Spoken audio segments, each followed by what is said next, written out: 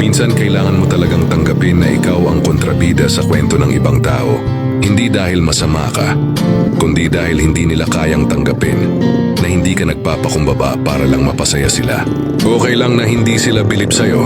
Mas okay pa nga yun kaysa purihin ka ng marami pero alam mong peke ka naman. Mas marangal ang tahimik na may prinsipyo kaysa maingay na walang laman. Hayaan mo silang malitin ka, husgahan ka, gawing masama sa isip nila. Hindi mo responsibilidad ang opinyon ng mga taong hindi naman kilala ang buong pagkatao mo.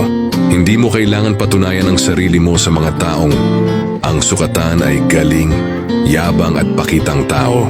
Sa dulo ng araw ang mahalaga, wala kang inaapakan, wala kang sinasaktan, at hindi mo kailangang magkunwari para lang tanggapin ka. At kung may pagkukulang man ako, handa akong aminin at ayusin. Pero hindi ako yuyuko sa kasinungalingan para lang maging katanggap-tanggap. Hindi ako perpekto. May mga pagkakataong nagkakamali rin ako. Pero mas pipiliin kong matuto kaysa magkunwari at magbago dahil tama, hindi dahil napilitan. Kung hindi pa rin sapat yun para sa kanila, okay lang.